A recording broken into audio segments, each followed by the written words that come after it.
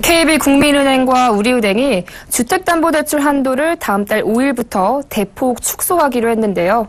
그 배경과 부동산 시장에 미치는 영향을 보도국 정창신, 정훈규 기자와 짚어보겠습니다. 안녕하세요. 네, 안녕하십니까? 안녕하세요. 네.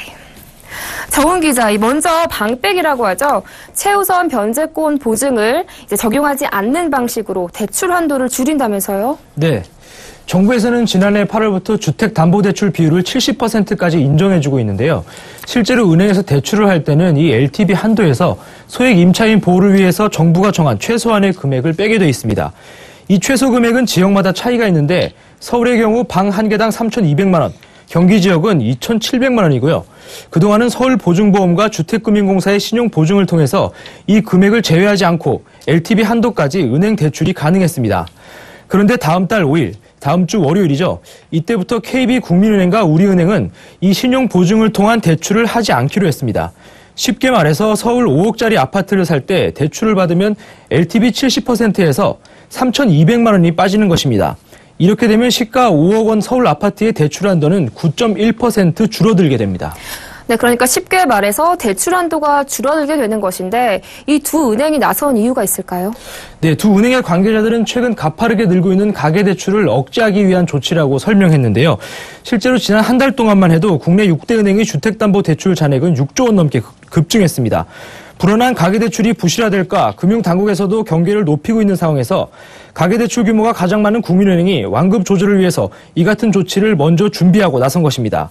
우리은행의 경우 가계부채 증가를 억제하기 위해 금리 등 다양한 방안을 검토해오다가 국민은행에서 모기지 신용보험 대출을 중단한다는 정보를 듣고 은행권에 확산될 가능성이 있다고 판단해 같은 날 시행키로 했습니다.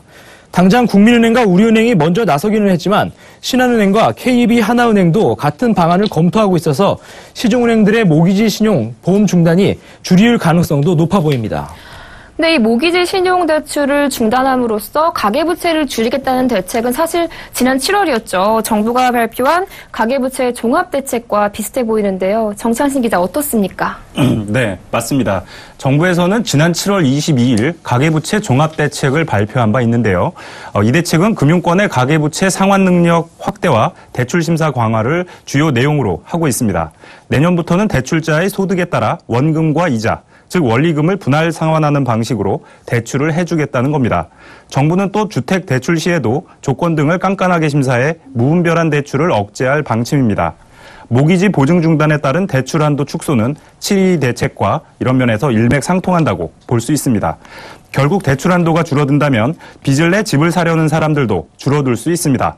이미 지난 가계부채 종합대책이 수요자 구매 심리를 위축시켰다는 분석이 나오고 있는데요. 원리금 분할 상환과 채무자 소득 심사 강화에 부담을 느낀 일부 수요자들이 관망세로 돌아섰다는 설명입니다. 이에 따라 부동산 거래도 줄어들고 있습니다. 서울 부동산 정보광장에 따르면 지난 29일까지 서울 아파트 거래량은 8,400여 건입니다.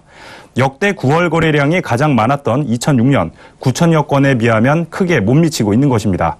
7.2 가계부채 종합대책 영향에 비춰 이번 은행권의 주택담보대출 축소가 아파트 거래량 감소에 이어 집값 상승세에 제동을 걸 수도 있을 것으로 보입니다. 네, 그런데 이번 대출 축소에서 신규 아파트는 제외됐다죠. 이렇게 되면 분양 물량을 쏟아내고 있는 건설사들에게는 호재일 것 같은데요. 네, 그렇습니다. 건설사들은 올해 약 40만 가구에 육박하는 분양 물량을 쏟아내고 있는데요. 지난 2003년 이후 최대 물량입니다. 자, 물량이 많아지자 이 청약에 뛰어드는 수요자들도 크게 늘어나고 있습니다.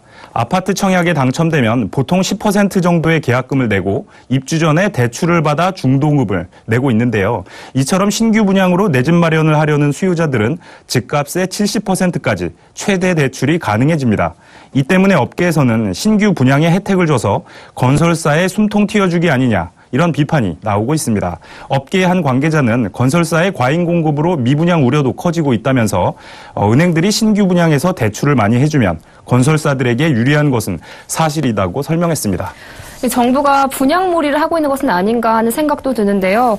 건설사야 좋겠지만 현재 고분양가 또 지금 공급 과잉 논란이 있는 상황에서 자칫 실수요자들이 상투 잡는 격이 되는 것은 아닌가 하는 걱정도 됩니다. 네, 그런 우려가 높습니다. 정부가 인위적으로 돈을 풀어서 현재 부동산에 거품이 끼고 있다는 걱정이 적지 않은 것이 사실인데요.